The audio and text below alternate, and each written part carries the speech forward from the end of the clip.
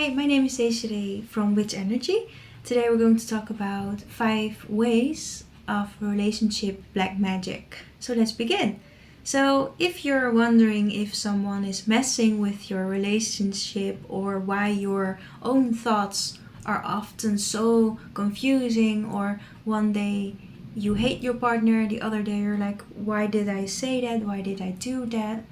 I don't feel that way. Okay, so if you have some sort of weird feelings of your own about your own relationship, or you find your partner behaving in a strange way, maybe you've been affected by black magic on a relationship and on your relationship.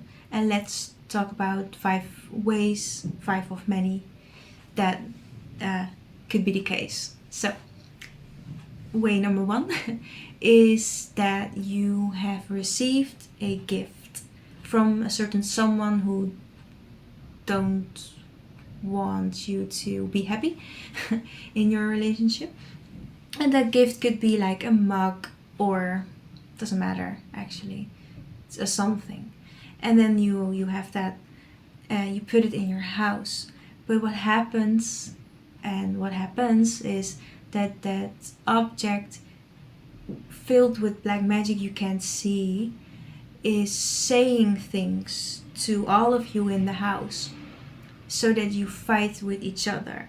For example, it says, yeah, your partner is talking bad about you behind your back, but it says that in a way you can't hear, but you still sort of hear, so you get angry at your partner. Other ways are that the object says, be angry, he's stupid, he's this or she, and then you repeat those words. That's weird. And other people don't even want to give you a gift. They just put the black magic in a really, really small object, put it in front of your house or in your house somewhere you will never find it, so that the black magic is hidden there, and it says all those bad things, and then things happen in the household. What's nice, however, is that if you go on a holiday or something, or you're somewhere else, like in a restaurant, you somehow don't feel upset with each other anymore, and you actually say that to each other, like, what have we been doing the past half year, and then you agree, but you still cannot really figure out what's wrong, and then you go home and then everything starts over. So be aware of that, because it's bad, but can also be cleared, so that's good. Then the second way of sending black magic on a relationship is through jewelry, or maybe even clothing. So as I said with the first example, some people like to put black magic. How they do it, don't know for sure. There are lots of different ways, let's say it. They put it in jewelry or a shirt or something, and they give that as a present to you. Or even better, they take some of your jewelry, they bring it to someone who can bewitch it, then give it back to you. Okay, and then once you wear that certain piece of jewelry, which you do not do every day, then you feel obedient to someone who maybe wants you for him or herself, or at least you feel influenced, and you hate your partner.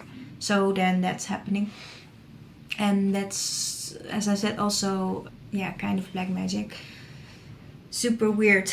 So then you have those phases that you wear something very often, and then suddenly a few months you don't look at it. If that thing you wear sometimes is sometimes on your body and sometimes not, it's really difficult to recognize that sort of black magic, but it exists and it's happening. So be aware is the only thing I can say. Okay, then way number 3 of putting black magic on a relationship is via your food and your drinks.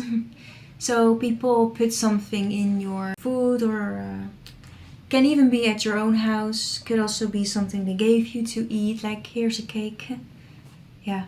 And then there's black magic put into that, and that can really make someone sick, obviously, because you consume it and it gets sort of stuck in your body. Sometimes it leaves your body, which is nice, but then it repeats after you see that someone again and eat with that person again. Right? But besides being sick, or maybe instead of being sick, there's also a way to make you again obedient to the wrong person. And then, yeah, you have troubles with the relationship, of course, because if you ate that thing or your partner, then you start to make, yeah, you start having discussions again, don't love each other anymore, have weird dreams. It's really heavy, and there's no break. Well, it depends on the heaviness, because sometimes you lose it in the toilet, but sometimes it stays there, and then, yeah, you're just sick and in a fight. That's tough. The fourth way is a way with candles. So this often happens when someone is about to get married or is just married and someone wasn't thrilled about that. And then maybe you say, why then? Don't know. It's like sometimes people are jealous of your relationship. They may be not even hiding their feelings, they just are jealous. And then they, well, how can I say it? Especially lose their mind if they hear you're getting married. And then things happen. And one of those things is a ritual that's being done mostly in the middle of the night, because then you're hopefully asleep and therefore more vulnerable. And the ritual is that they use candles, most of the times different ones, different colors, black and red, of course. Black for protection but also attack, and red for love but also danger, well, etc. And then they don't know exactly how. They tie you or your partner, or maybe just you, to the candles, and they bewitch your sort of subconsciousness, and that's called black magic for real, and it's bad. And then you suddenly wake up one morning and you're having doubts, and they're extreme. Yeah, that's not cold feet. That's bad. That's called influence. Yeah. If you recognize any of this, of course, tell me so that we can look at it. But I am not done. There's a fifth disturbing thing that can happen with a relationship when black magic is involved, because the 4 previous points I talked to you about are being done on purpose, but there's a other thing that's bad. Sometimes one of your ancestors, maybe 3 generations away, maybe further, maybe closer, has accidentally or on purpose killed a ghost. How? Sometimes a ghost rides along on an animal, and if you kill that animal, then the ghost gets angry. Some people do that on purpose to ask the ghost to work for them, give them things, and in return they give them like food or something. But yeah, when they die and the children do not know about that, the ghost gets angry and wants to be served, and he's not, and then it haunts the children with a lot of different complaints it can cause. But also the ghosts that accidentally got killed or something can also haunt the children. It's pretty bad.